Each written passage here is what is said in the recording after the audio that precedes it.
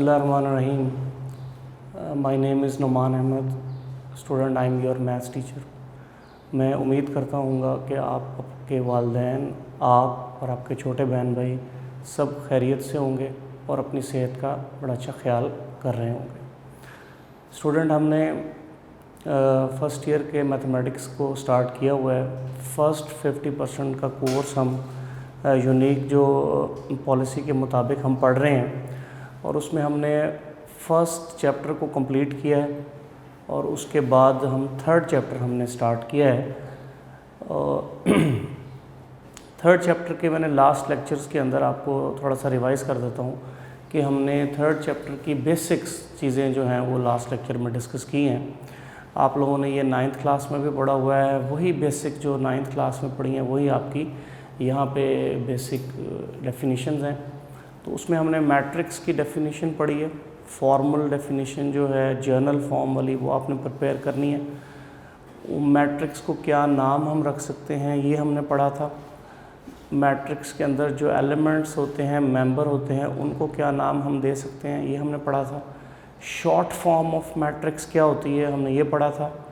और इसके अलावा हमने टाइप्स ऑफ मैट्रिसेस को डिस्कस किया था लास्ट टाइम में। उसमें मैं रिपीट कर रहा हूँ कि आप diagonal matrix, scalar matrix, identity matrix, ये इम्पॉर्टेंट हैं, इनको ज़रा आप देख लें, रिवाइज़ कर लें इनको।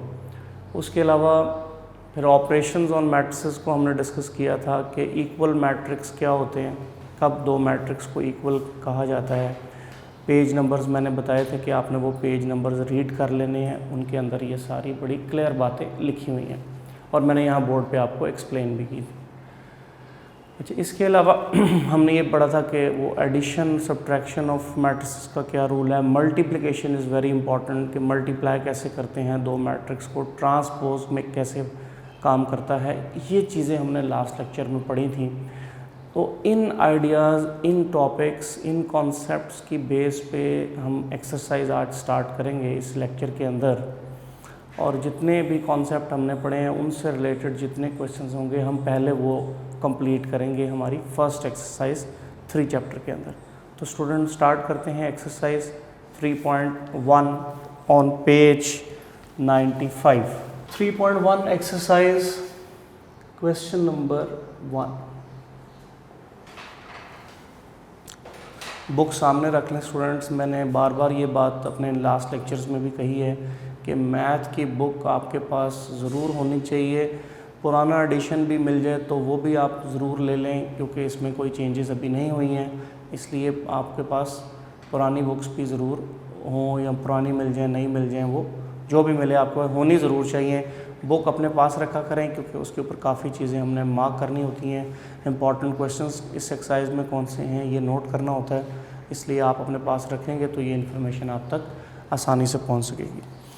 तो 3.1 एक्सरसाइज है, क्वेश्चन नंबर 1 है। ये जो फर्स्ट 2 एक्सरसाइजेज हैं ये आपकी जस्ट 9th 10th की रिवीजन है। We have a matrix A and a matrix B.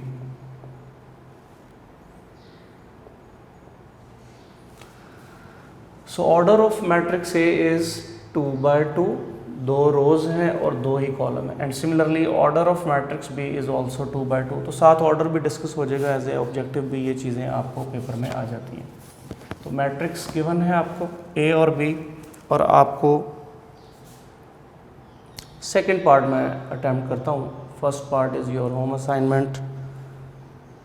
3b - 3a is equal to 3 × b - a। ये हमने इस इक्वेशन को वेरीफाई करना है कि क्या ये इक्वेशन जो है वो इन ए और बी मैट्रिक्स को अगर हम सिलेक्ट करें तो क्या ये लेफ़्ट राइट साइड इक्वल आती है। तो सिंपल है, ये सब्ट्रैक्शन ऑफ मैट्रिसेस और स्केलर मल्टीप्लिकेशन का कॉन्सेप्ट इसमें यूज़ हो रहा है कि एक मैट्रिक्स के साथ एक नंबर 3 मल्टीप्लाई हो रहा है, इसको हम स्केलर मल्टीप्लिकेशन कहते हैं। हमने ऑपरेशंस में ये बात डिस्कस की थी। और फिर उसके बाद ये 2 मैट्रिक्स सब्ट्रैक्ट हो रहे हैं, तो सब्ट्रैक्शन ऑफ मैट्रिसेस जो है वो कॉन्सेप्ट यूज़ हो रहा है। तो ये आपका क्वेश्चन है। तो लेफ़्ट साइड से जो है वो हम स्टार्ट करेंगे। 3b - 3a, apply value B matrix की वैल्यू अप्लाई कर दें, ए मैट्रिक्स की वैल्यू अप्लाई कर दें,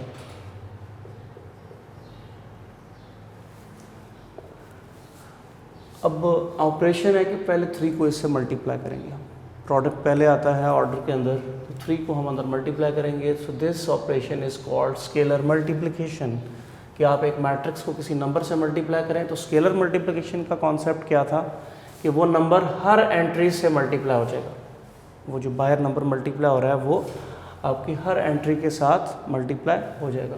सो 3 1s are 3, 21, 18, 12, तो ये 3 आपको इस मैट्रिक्स से मल्टीप्लाई हो गया, माइनस, अब ये 3 को भी अंदर मल्टीप्लाई करें, अगेन स्केलर मल्टीप्लिकेशन का क्वेश्चन है, तो आपके पास ये आ जाएगा 6, 9, 3, 15।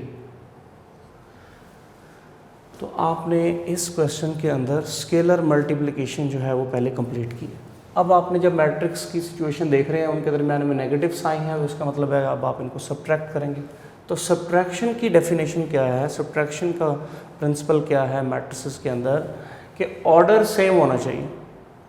एक ही रूल है, एक ही स्टेप इंपॉर्टेंट है कि ऑर्डर सेम हो तो आप उनको सब्ट्रैक्ट कर सकते हैं। अब सब्ट्रैक्ट करते कैसे हैं, कॉरेस्पॉन्डिंग एलिमेंट्स जो हैं वो सब्ट्रैक्ट किए जाते हैं। कॉरेस्पॉन्डिंग एलिमेंट कहते हैं कि इस मैट्रिक्स का फर्स्ट एलिमेंट इस मैट्रिक्स के फर्स्ट एलिमेंट में से सब्ट्रैक्ट होगा, इसका सेकंड एलिमेंट इसके सेकंड एलिमेंट में से सब्ट्रैक्ट होगा, और इसका थर्ड एलिमेंट इसके थर्ड एलिमेंट से सब्ट्रैक्ट होगा।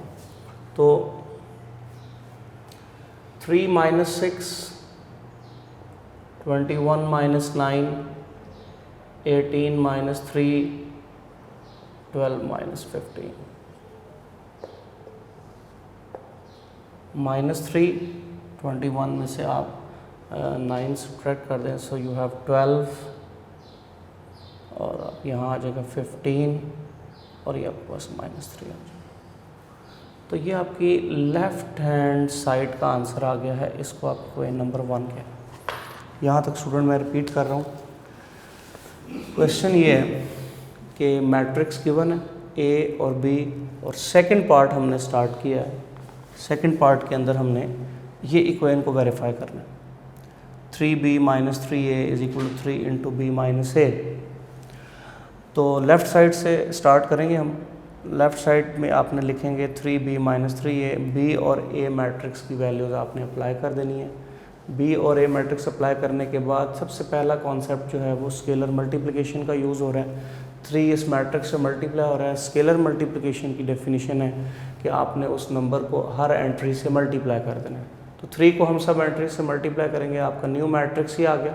यहाँ भी हम 3 को सब एंट्री से मल्टीप्लाई करेंगे तो न्यू मैट्रिक्स आपका ये आ जाएगा। अब ये 2 मैट्रिक्स हैं 2x2 ऑर्डर के, सब्ट्रैक्ट हो रहे हैं, ऑर्डर सेम है, सब्ट्रैक्ट हो सकते हैं।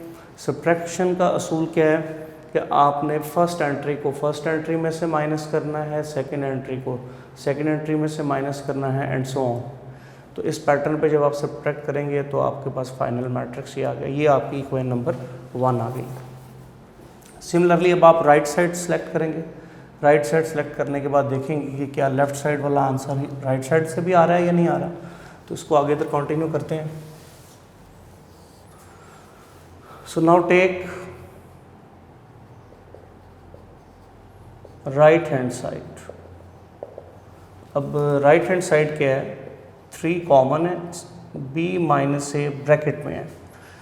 तो आप लोगों ने लोअर क्लासेस में ये प्रिंसिपल पढ़ा हुआ है कि ब्रैकेट को हम पहले ट्रीट करते हैं। तो यहाँ पे 3 कॉमन आ जाएगा, ब्रैकेट स्टार्ट, पहले b मैट्रिक्स है तो आप b की एंट्रीज लिखेंगे 1 7 6 4, फिर माइनस, फिर a मैट्रिक्स है तो आप a की एंट्रीज लिखेंगे। अब आप इनको सब्ट्रैक्ट करेंगे। सब्ट्रैक्शन का असूल वही है कि ऑर्डर सेम है तो सब्ट्रैक्ट हो सकते हैं। सब्ट्रैक्ट के लिए असूल क्या है कि फर्स्ट टर्म फर्स्ट में से माइनस, सेकंड सेकंड में से माइनस,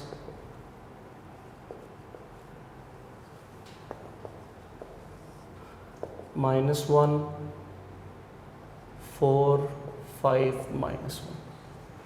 अब स्केलर मल्टीप्लिकेशन हो रही है, 3 से मल्टीप्लाई हो रहा है। स्केलर मल्टीप्लिकेशन की डेफिनेशन है कि आप हर टर्म से मल्टीप्लाई करेंगे। हर एलिमेंट से। सो -3, 12, 15, -3, इसको आप नंबर 2 कह देंगे। अब आपको लेफ़्ट साइड का आंसर देख लें और राइट साइड का आंसर देख लें, दोनों सेम आ गए हैं right hand side. So from 1 and 2 left hand side is equal to right hand side. तो यहाँ आपका क्वेश्चन जो है वो कंप्लीट हो जाएगा। Second part question number 1 student मैं फिर रिपीट कर रहा हूँ कि 3.1 एक्सरसाइज हमने स्टार्ट की हुई है। चैप्टर नंबर 3 है मैट्रिसेस एंड डिटर्मिनेंट्स। मैट्रिसेस का क्वेश्चन नंबर 1 हमने स्टार्ट किया है। ए मैट्रिक्स बी मैट्रिक्स गिवन है और हमें ये सेकंड इक्वेशन को इस सेकंड पार्ट को जो है हमने वेरीफाई करना है कि लेफ़्ट राइट साइड इक्वल है या नहीं है। तो लेफ़्ट साइड को अलग सॉल्व करें, फिर आप राइट साइड सेलेक्ट कर लें, राइट साइड को अलग सॉल्व करें और आप एंड पे उनके आंसर को मैच कर लें कि वो दोनों साइड से जिस तरह मर्जी सॉल्व करें आंसर जो है वो सेम है। तो फर्स्ट क्वेश्चन इस तरह कंप्लीट होगा। इसमें 2 डेफिनेशंस यूज़ हुई हैं, स्केलर मल्टीप्लिकेशन की और सब्ट्रैक्शन ऑफ मैट्रिक्स की। तो इसी टॉपिक से रिलेटेड जो क्वेश्चन है स्टूडेंट वो मैं आपको एज ए होमवर्क दे रहा हूँ, जिनमें यही 2 डेफिनेशन और इसी तरह का काम करना है। और इस एक्सरसाइज के अंदर वो क्वेश्चन है वो आपके होमवर्क के तौर पे होंगे। उतनी देर में आप साथ साथ इसको नोट कर लें। तो एज ए होमवर्क जो आपने क्वेश्चन इसके ही पैटर्न पे करने हैं वो मैं यहाँ लिख देता हूँ।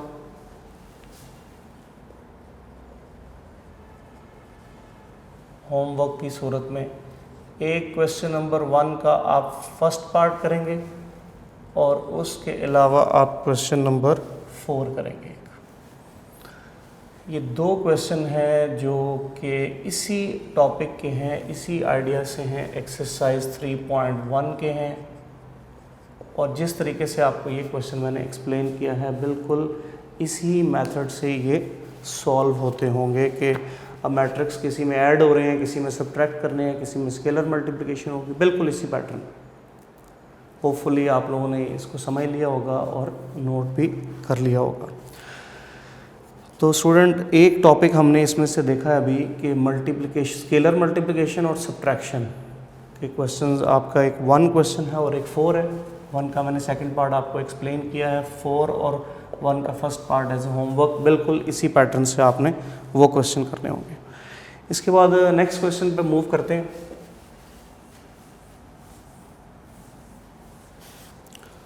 Question number 3।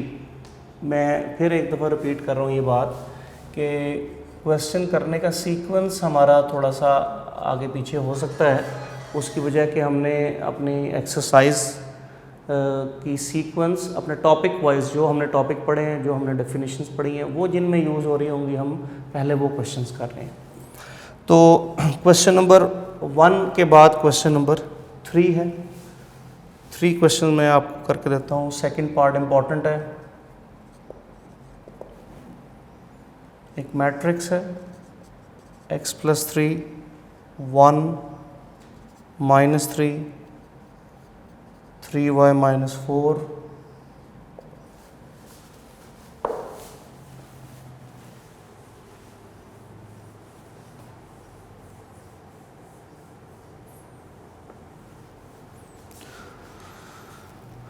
Equal.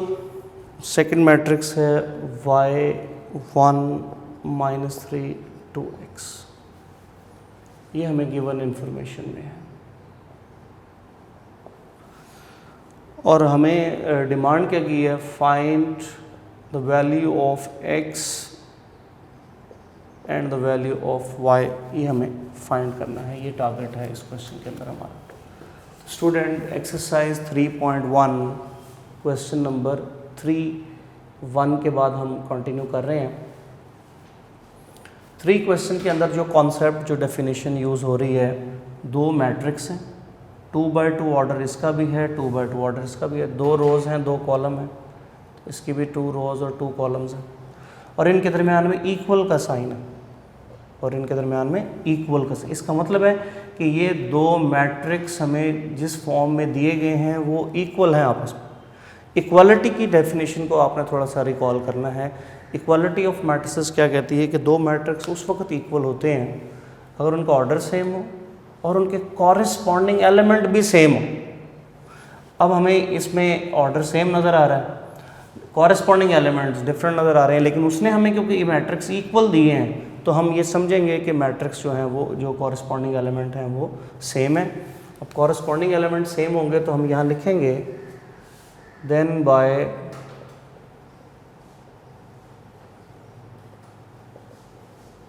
Bye definition of equal matrices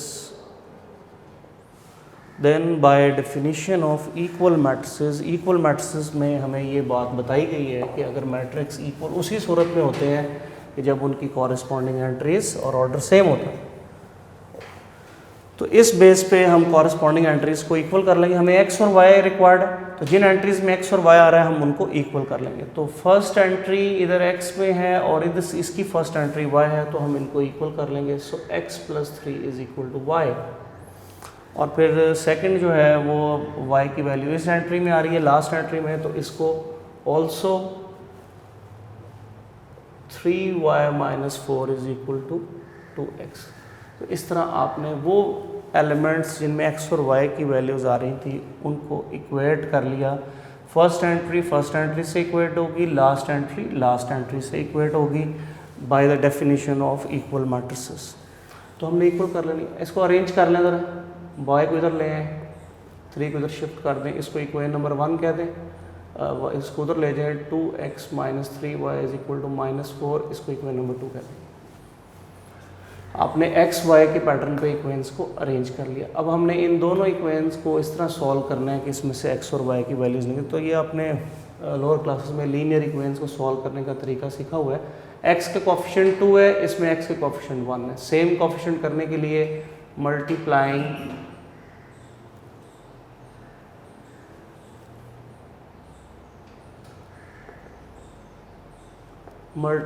equation 1 by 2। So 2x - 2y is equal to -6, ये आपकी इक्वेशन 3 बन गई। Now subtract equation 2 and 3। अब आप 2 और 3 इक्वेशन को सब्ट्रैक्ट कर दें। 2x - 3y is equal to -4, 2x - 2y is equal to -6।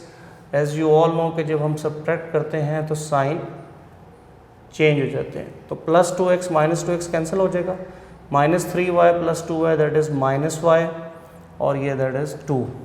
So y is equal to -2। इस तरह आपको y की वैल्यू -2 मिल गई है। ये y की वैल्यू मिल गई है। फिर x की वैल्यू रिक्वायर्ड है, x की वैल्यू किसी भी इक्वेशन में लगा दें। So put y is equal to -2, इन में भी 1 में भी 2, सो इन 1 अप्लाई कर देते हैं। सो x - y की जगह -2 is equal to -3। So x + 2 is equal to -3, x is equal to -3 - 2 and x is equal to -5। तो x की वैल्यू भी फाइंड होगी, y की वैल्यू भी फाइंड होगी।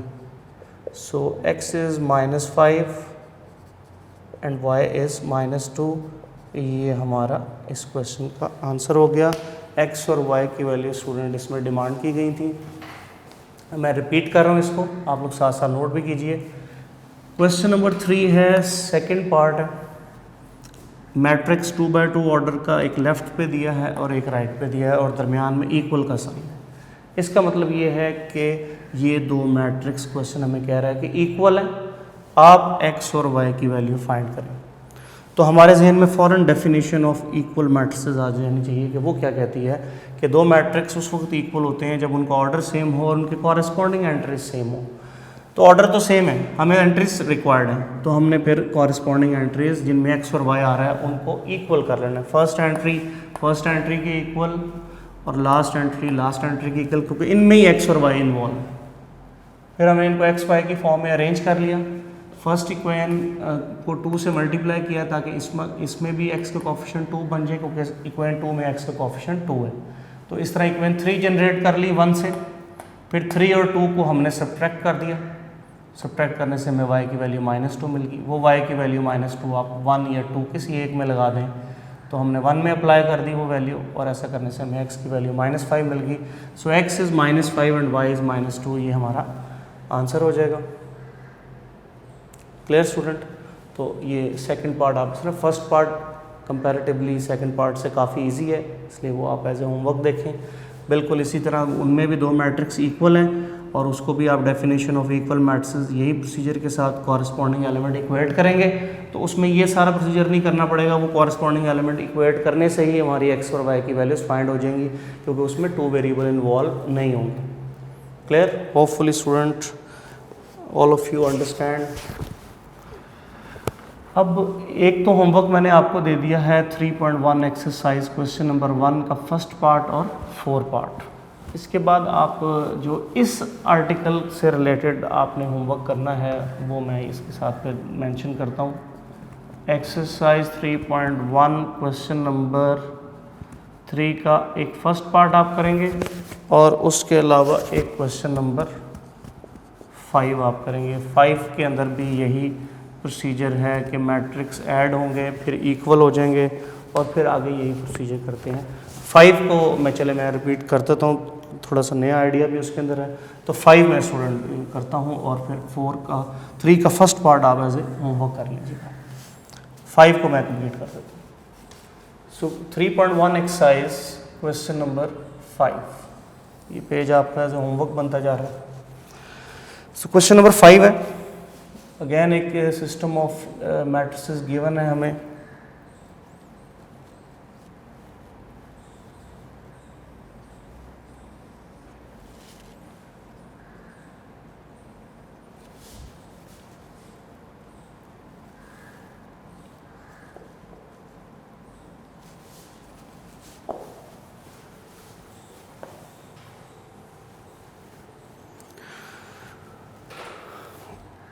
इक्वल 4 -2 3 1 6 1,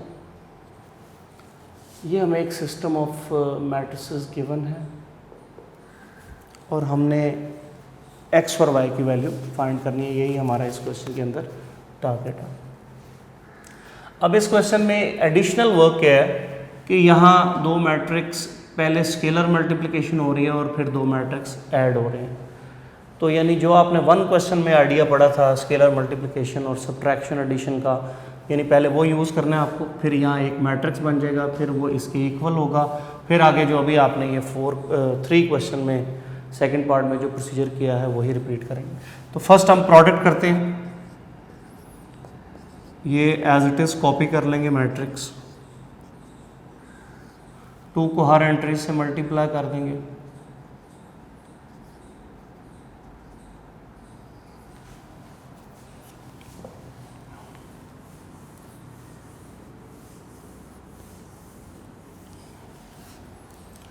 और ये भी matrix as it is copy कर लेंगे।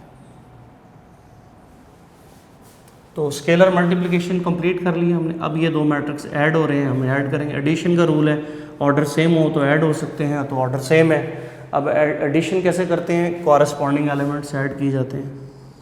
सो 2 + 2 4, 0 + 2x 2x, x + 2y, तो ये एज इट इज़ टर्म आ जाएगी x + 2y, 1 + 0 1 आ जाएगा, y + 4 ये टर्म एज इट इज़ आ जाएगी, 3 - 2 दैट इज़ 1, तो ये आपका मैट्रिक्स बन गया।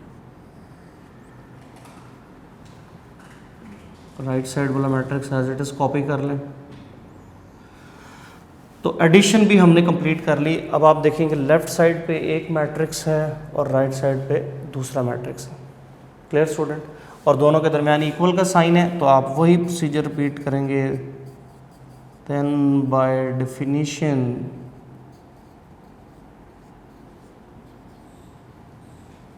Of equal matrices, then by definition of equal matrices corresponding entries are same, तो आपने corresponding entries को हमने सेम कर लेंगे। हमें x और y रिक्वायर्ड है, तो जिनमें x और y इन्वॉल्व हो रहा है वही हम, और जिनमें से x और y इजीली फाइंड हो जाएगा वो हम फाइंड।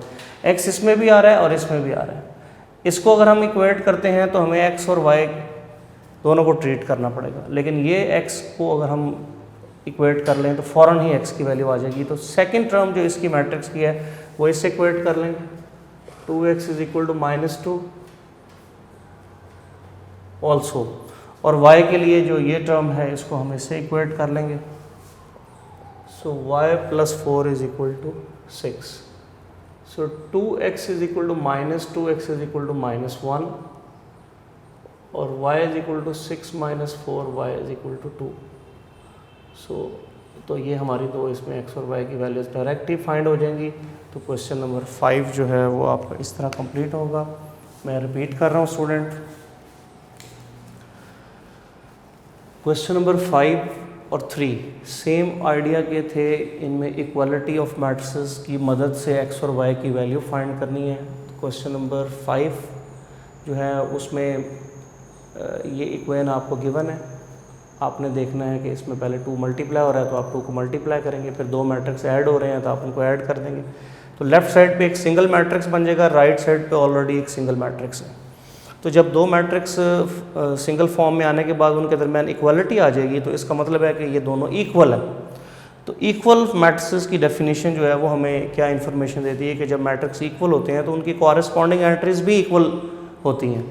तो हमने उस बेस पे कॉरेस्पॉन्डिंग एंट्रीज को इक्वल कर लेना है और वो एंट्रीज को सिर्फ सिलेक्ट करना है जिनमें x और y आ रहा होगा। तो x और y इसमें भी आ रहा है, लेकिन इस x और इस y को इक्वेट करने से ही हमारी क्वेश्चन की ज़रूरत पूरी हो गई है, इसलिए इस एंट्री को इक्वेट करने की ज़रूरत नहीं है। सो 2x इज इक्वल टू -2, ये एंट्री इक्वेट हो जाएगी, और y + 4 इज इक्वल टू 6 और दूसरे नंबर पे ये इक्वेट हो जाएगी, और वहाँ से x और y की value easily linear equation 1 variable होने की वजह से इजीली आप फाइंड कर लेंगे। Clear student, hopefully all of you understand. तो मैं फिर रिपीट कर रहा हूँ, आपका होमवर्क क्या क्या है, जैसे से हम क्वेश्चंस कर रहे हैं उसके साथ सिमिलर क्वेश्चंस जो होंगे बिल्कुल उन्हीं कॉन्सेप्ट से उन्हीं तरीक़ों से जो सॉल्व होते होंगे वो मैं आपको एज ए होमवर्क दे रहा हूँ। 3.1 एक्सरसाइज क्वेश्चन नंबर 1 का फर्स्ट पार्ट और क्वेश्चन नंबर 4, ये आपने जो हमने पहले क्वेश्चन किया था स्केलर मल्टीप्लिकेशन और एडिशन सब्ट्रैक्शन का, उससे रिलेटेड होमवर्क है। और ये जो अभी हमने क्वेश्चन नंबर 3 और 5 एक कंप्लीट किया है तो उनसे रिलेटेड आपका होमवर्क, ये क्वेश्चन नंबर 3 का फर्स्ट पार्ट रह गया, ये 5 मैंने आपको कंप्लीट कर दिया। क्लियर स्टूडेंट, नेक्स्ट चलते हैं। नेक्स्ट हमारे पास जो इसी आइडिया से रिलेटेड क्वेश्चन है वो है क्वेश्चन नंबर 8 और 9। क्वेश्चन नंबर 8 और 9, इसके अंदर भी जो आइडिया है वो हमने देखना है कि इक्वालिटी भी यूज़ हो रही है और इसके अलावा एक और आइडिया भी यूज़ इसमें होगा।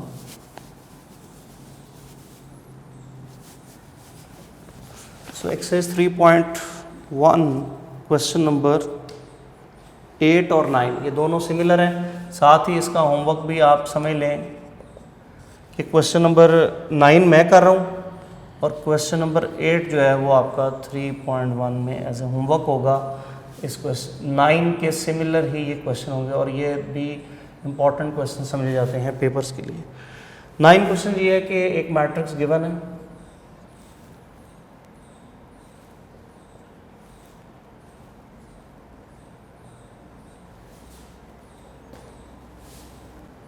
इसको 1 कह दें, और ए स्क्वायर गिवन है 1001, इसको 2 कह दें आप, और हमें find the value of A and the value of B, हमें ये फाइंड करना है।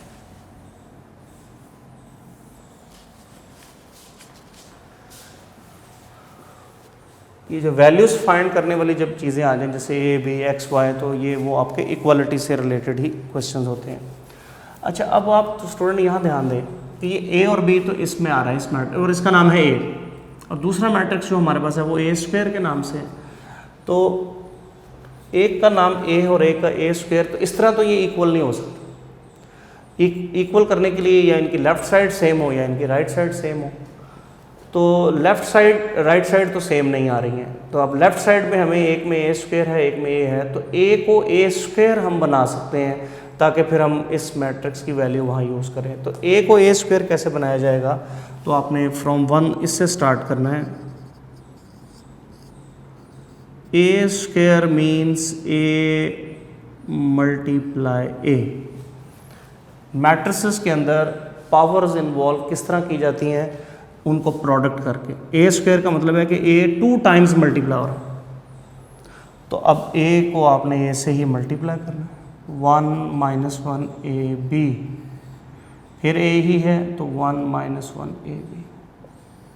अब यहाँ आपको जो डेफिनेशन यूज़ करनी है वो हमने लास्ट लेक्चर में ऑपरेशंस और मैट्रिसेस के अंदर पढ़ा था कि हमने 2 मैट्रिक्स मल्टीप्लाई कब होते हैं, जब फर्स्ट के कॉलम सेकंड की रोज़ इक्वल हों, लेकिन अगर ऑर्डर सेम होगा तो डेफिनेटली वो मल्टीप्लाई हो जाएंगे।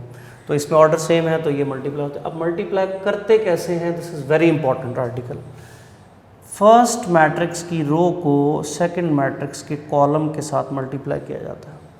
फर्स्ट मैट्रिक्स की रो को सेकंड मैट्रिक्स के कॉलम के साथ मल्टीप्लाई किया जाता है 1 बाय 1। तो फर्स्ट रो को हम फर्स्ट कॉलम से मल्टीप्लाई करेंगे, 1 मल्टीप्लाई 1, 1 इंटू 1। Clear student? फिर दरमियान में प्लस का साइन आएगा, -1 multiply by A, -1 multiply by A. तो first row is multiply by first column, first row is multiply by first column. फिर इसी तरह अब आपने फर्स्ट रो को आगे मल्टीप्लाई करना है, 1 मल्टीप्लाई बाय -1, माइनस आ जाए तो ब्रैकेट लगा लें। अब फर्स्ट रो सेकंड कॉलम से मल्टीप्लाई हो रही है, फिर plus sign, first -1 multiply by B, bracket close. Student मैं फिर रिपीट कर रहा हूँ कि while the product of 2 matrices important is कि फर्स्ट मैट्रिक्स का कॉलम सेकंड मैट्रिक्स की रोज़ के इक्वल हो, but if order is same तो फिर ये टेस्ट की ज़रूरत नहीं है, आप मल्टीप्लाई हो सकती है।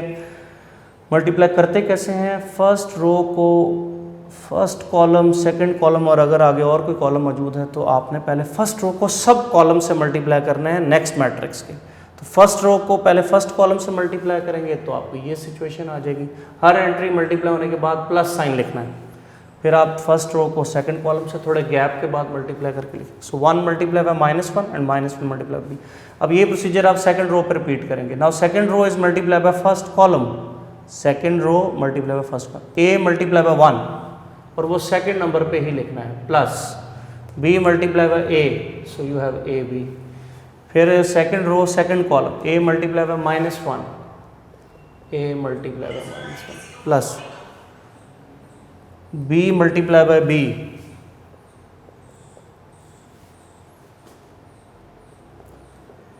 so a square is equal to 1 minus a minus 1 minus b, a plus ab minus a plus b square। तो आपने इनको अरेंज कर लेना है। अरेंज करने के बाद अब आप a स्क्वायर आपने फाइंड कर लिया और ये सिंप्लीफाइड वगैरह नहीं हो रहा, तो ये a स्क्वायर आ गया।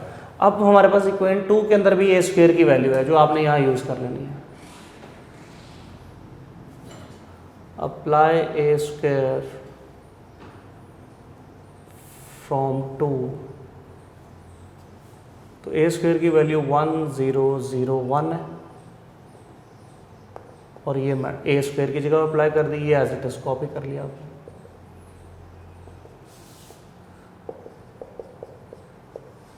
अब स्टूडेंट देखें कि हमारे हमने जो 5 क्वेश्चन किया था, 3 क्वेश्चन किया था कि 2 मैट्रिक्स हैं और उनके दरमियान में इक्वल का साइन है, तो इसका मतलब है कि इक्वालिटी ऑफ मैट्रिसेस की डेफिनेशन यहाँ भी यूज़ हो रही है।